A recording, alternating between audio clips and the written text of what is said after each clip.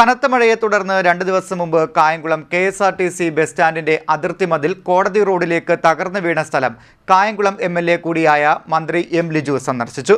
പ്രദേശത്തെ സ്ഥിതിഗതികൾ അദ്ദേഹം നേരിട്ട് വിലയിരുത്തി. പ്രദേശത്ത് ആവശ്യമായ തുടർ നടപടികൾ സ്വീകരിക്കാൻ ബന്ധപ്പെട്ട ഉദ്യോഗസ്ഥർക്ക് അദ്ദേഹം നിർദ്ദേശം നൽകി.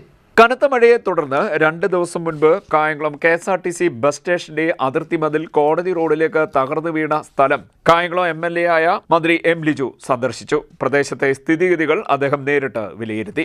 റോഡരികിൽ കച്ചവടം നടത്തിയിരുന്ന വഴിയോര വ്യാപാരിയുടെ 4 ചക്ര വാഹനത്തിന് മുകളിലേക്കാണ് കഴിഞ്ഞ ദിവസം മതിൽ തകർന്നു വീണത്. ഈ വ്യാപാരിയെ നേരിൽ കണ്ട് സംസാരിച്ച മന്ത്രി സർക്കാരിന്റെ ഭാഗത്തുനിന്നും ആവശ്യമായ എല്ലാ സഹായങ്ങളും ലഭ്യമാക്കുമെന്ന് ഉറപ്പ് നൽകി.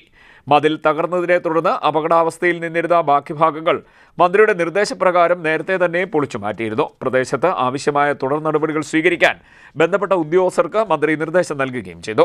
സന്ദർശന വേളയിൽ പ്രദേശത്തെ ഓട്ടോറിക്ഷ തൊഴിലാളികൾ മറ്റ് ചില പരാതികളും മന്ത്രിയുടെ ശ്രദ്ധയിൽപ്പെടുത്തി. കോടതി കോമ്പൗണ്ടിൽ നിന്ന് റോഡിലേക്കും വൈദ്യുതി ലൈനിലേക്കും ചാഞ്ഞ് അപകടാവസ്ഥയിൽ നിൽക്കുന്ന തെങ്ങ് മുറിച്ചു മാറ്റണം എന്നതായിരുന്നു പ്രധാനപ്പെട്ട ആവശ്യം. തൊഴിലാളികളുടെ പരാതിയുടെ അടിസ്ഥാനത്തിൽ ചെങ്ങന്നൂർ RDOയ്ക്കും വൈദ്യുതി വകുപ്പ് ഉദ്യോഗസ്ഥർക്കും തെങ്ങ് മുറിച്ചു മാറ്റാൻ ആവശ്യമായ നടപടികൾ അടിയന്തരമായി സ്വീകരിക്കാൻ മന്ത്രി നിർദ്ദേശം നൽകി. നമ്മുടെ ഈ കായംകുളം കോടതി പരിസരത്ത് ഇപ്പുറത്ത് ഓട്ടോ സ്റ്റാൻഡുണ്ട്.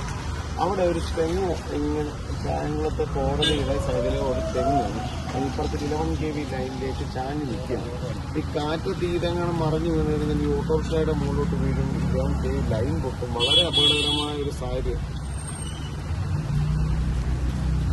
ഞാൻ KSCBയോട് സംസാരിക്കാം. ഞാൻ ഇവരോട് ഞാനിപ്പം സാറോട് സംസാരിച്ചിട്ടുണ്ട് കേട്ടോ. ശരി, ഞാൻ സംസാരിക്കാം. അല്ല, നന്നായിട്ട് പോയല്ലോ അല്ലേ? കൂടാതെ ടൗണിലെ റോഡുകളിൽ വഴിവിളക്ക് കത്താത്തതിനെക്കുറിച്ചും കോടതി കോമ്പൗണ്ടും പരിസരവും കാട് മൂടിക്കിടക്കുന്നതിനെക്കുറിച്ചും തൊഴിലാളികൾ മന്ത്രിയുടെ ശ്രദ്ധയിൽപ്പെടുത്തി. ഈ വിഷയങ്ങളിൽ അടിയന്തര നടപടി ഉണ്ടാകുമെന്ന് മന്ത്രി പറഞ്ഞു. CDNet news, Kayamkulam.